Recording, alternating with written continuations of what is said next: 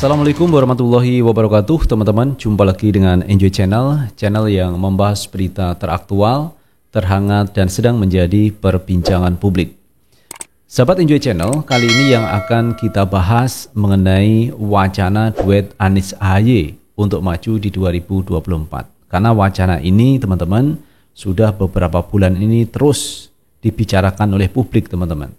Kapan duet ini akan dideklarasikan oleh tiga partai tersebut, teman-teman, yaitu Partai Nasdem, kemudian Demokrat, dan PKS. Karena tiga partai ini diwacanakan akan melakukan koalisi. Tetapi sampai hari ini, teman-teman, belum ada keputusan resmi dari tiga partai politik ini. Karena kalau misalkan hanya Demokrat yang mengusung ini, suaranya tidak cukup, teman-teman. Karena hasil pemilu di 2019 kemarin, Demokrat hanya mendapatkan 7% suara. Kemudian PKS ini 8% suara, dan Nasdem ini mendapatkan 9% suara.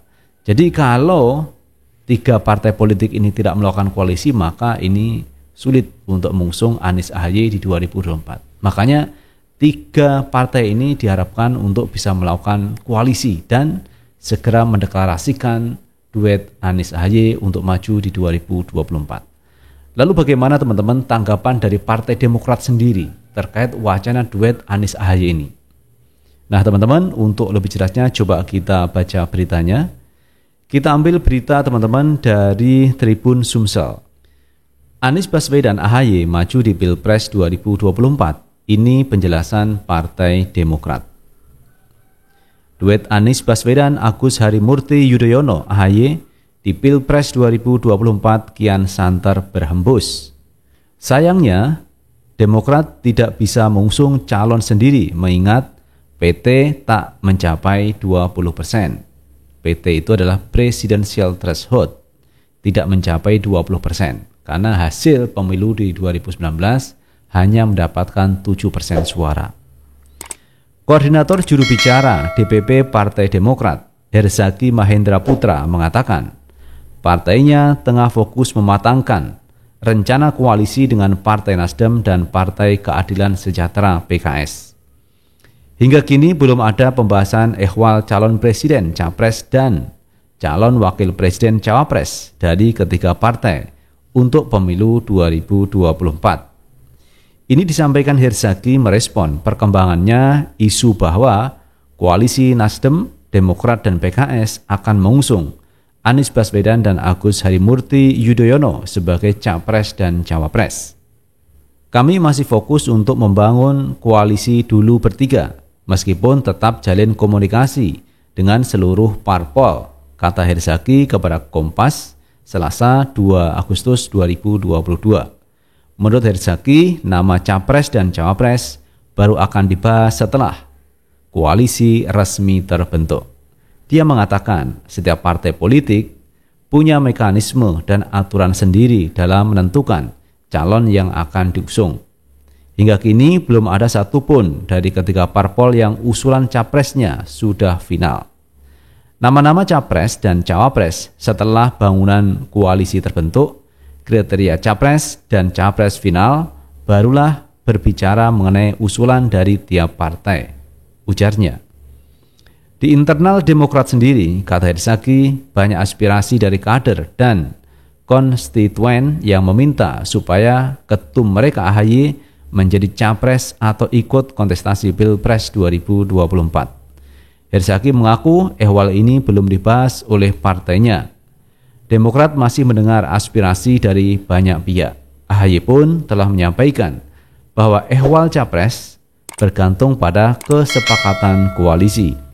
Sebab butuh 20% kursi DPR RI untuk dapat mencalonkan capres dan cawapres.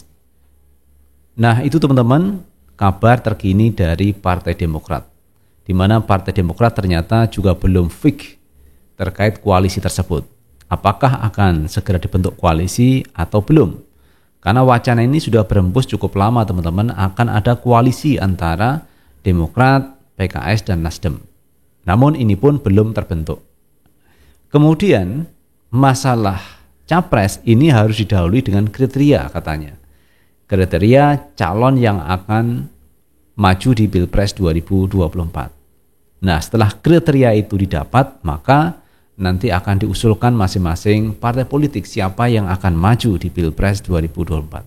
Jadi itu teman-teman mekanisme yang akan dilalui oleh partai koalisi yang mungkin akan terbentuk, yaitu Nasdem, Demokrat, dan PKS. Jadi kalau saya melihat ini adalah bagian dari bargaining position. Jadi daya tawar masing-masing partai.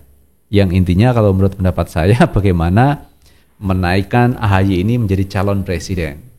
Sementara PKS nanti mungkin akan mencalonkan calon lain. Sementara pihak Nasdem sudah punya calon teman-teman. 3 calon yang mereka rekomendasikan kemarin, yaitu Andika Perkasa, Anies Baswedan, dan Ganjar Pranowo. Tetapi kalau kita melihat di internal Nasdem kemarin bahwa yang banyak suaranya ini didapat oleh Pak Anies Baswedan. Jadi DPW Partai Nasdem itu banyak mengusulkan Anies Baswedan sebagai calon presiden. Sebanyak 32 DPW dari 34 DPW itu memilih Pak Anies Baswedan. Artinya mayoritas DPW ini adalah Pak Anies Baswedan. Jadi kalau Pak Surya Paloh ini mengikuti aturan main dan bisa menerima aspirasi dari DPW, maka Pak Anies lah yang akan diajukan oleh Partai Nasdem. Karena apa? Mayoritas dari DPW ini mengusulkan Pak Anies Baswedan. Sementara kalau kita lihat Andika Perkasa ini masih TNI aktif, saya pikir tidak bisa untuk maju menjadi calon presiden kecuali mundur dari jabatannya sebagai Panglima TNI. Kemudian kalau kita melihat Ganjar teman-teman, Ganjar ini kan tergantung kepada keputusan partai. Pak Ganjar ini ada di PDIP teman-teman. Sedangkan PDIP itu ada mekanismenya untuk mengusung calon presiden. Mekanismenya adalah bahwa calon presiden itu yang berhak mengusung adalah Ketua Umum PDIP Megawati Soekarnoputri. Jadi calon presiden tergantung kepada Megawati teman-teman. Walaupun banyak aspirasi di bawah Ganjar yang mencoba untuk diusung oleh simpatisan Ganjar teman-teman. Tetapi kalau Megawati tidak memberikan rekomendasi, tidak menyetujui, ya tentu tidak jadi. Apalagi di internal PDIP ada Puan Maharani teman-teman, putri dari Megawati sendiri yang konon katanya juga didukung oleh banyak kalangan PDIP supaya Puan Maharani maju menjadi calon presiden. Jadi di internal PDIP sendiri memang belum ada keputusan resmi juga siapa yang akan diusung di Pilpres 2024. Apakah Ganjar Pranowo ataupun Puan Maharani.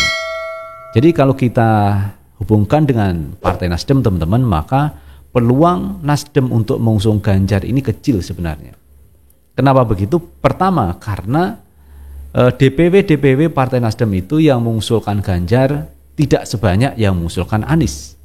Jadi lebih menang Anies daripada Ganjar di Partai Nasdem. Kemudian yang kedua, di internal PDIP sendiri jelas hak prerogatif untuk mengusung calon presiden ada di tangan Megawati. Jadi kecil kemungkinan. Maka menurut saya yang lebih pantas untuk maju menjadi calon presiden dari Partai Nasdem adalah Pak Anies Baswedan. Nah, kalau misalkan nanti di dalam koalisi ini sudah terbentuk, PKS mengusulkan Pak Anies, Nasdem mengusulkan Pak Anies, maka Demokrat tentu ikut teman-teman. Karena suaranya kalah dengan dua partai ini. Karena Nasdem punya 9% suara, kemudian PKS punya 8% suara. Sedangkan Demokrat punya 7% suara. Jadi masih kalah suara teman-teman. Lagi pula elektabilitas Pak Anies ini luar biasa besar teman-teman.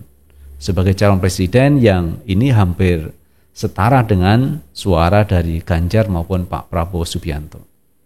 Jadi idealnya memang Anies Baswedan.